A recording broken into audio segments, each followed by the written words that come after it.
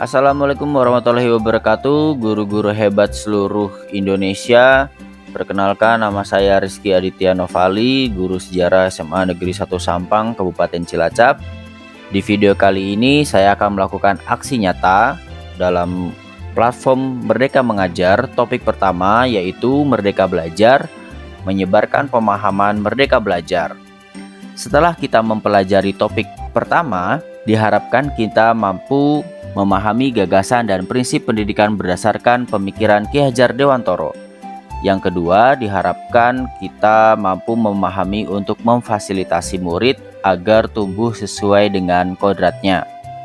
Dan yang terakhir, diharapkan kita mampu menerapkan pembelajaran yang memerdekakan murid.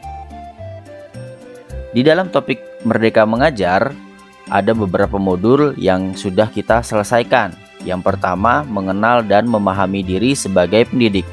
Sebelum kita mengenal atau memahami murid, tentunya kita harus memahami dan menghayati diri sebagai manusia yang merdeka untuk terus belajar.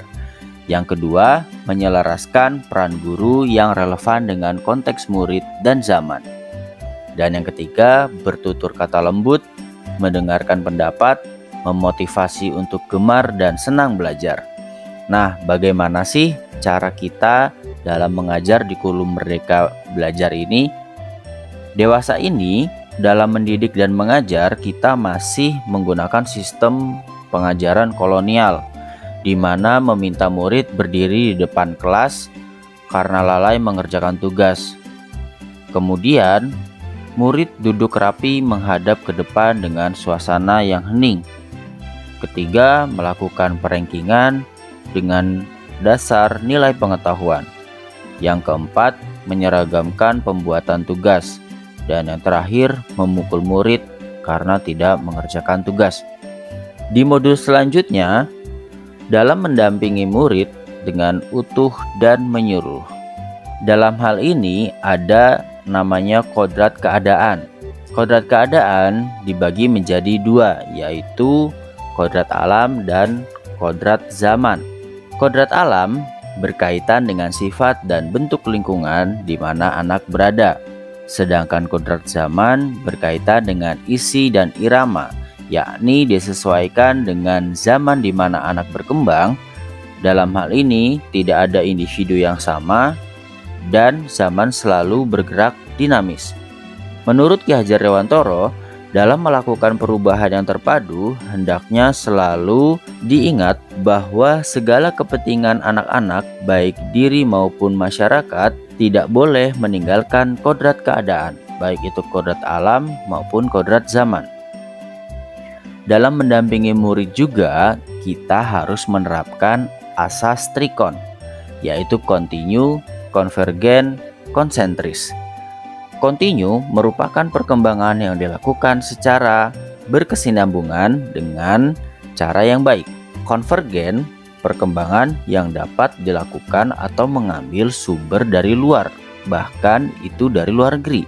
Kemudian, konsentris merupakan perkembangan yang dilakukan harus berdasar pada kepribadian sendiri. Nah, untuk selanjutnya, dalam mendidik kita juga harus melatih kecerdasan budi pekerti. Poinnya ada 4. Yang pertama, melatih keberanian berpendapat atau olah akal.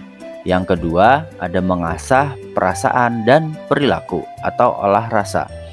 Yang ketiga, memunculkan kehendak atau olah karsa. Dan yang terakhir, pendidikan dapat mempengaruhi bagian intelligible dan bagian biologis muridnya. Dan di modul yang terakhir dalam topik pertama ini yaitu pendidikan yang mengantarkan keselamatan dan kebahagiaan, di mana poinnya ada pendidikan hanyalah sebagai tuntunan. Tidak zaman lagi guru sebagai pusat dari pembelajaran, tetapi harus murid yang sebagai pusat pembelajaran. Kemudian setiap murid punya kodrat dan potensi yang berbeda. Jadi kita tidak boleh memberikan tuntutan atau menyamaratakan setiap murid. Yang ketiga, pendidikan tidak dapat berkehendak atas kodrat dan potensi murid. Yang keempat, menerapkan sistem Among dan semboyan Ki Hajar Dewantara, yaitu Ing Ngarso Sungtolodo, Ing Madyo Mangunkarso, Tutwuri Handayani.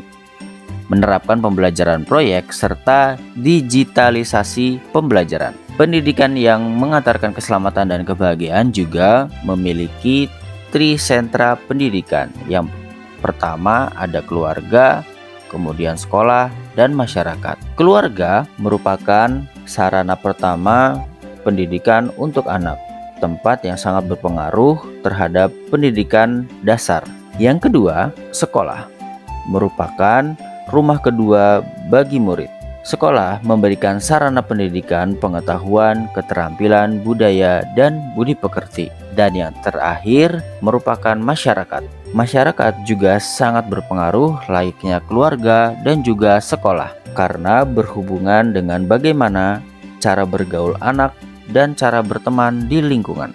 Oke, terima kasih atas perhatiannya untuk video kali ini. Salam guru hebat untuk semua guru-guru di seluruh Indonesia. Wassalamualaikum warahmatullahi wabarakatuh. Bye-bye.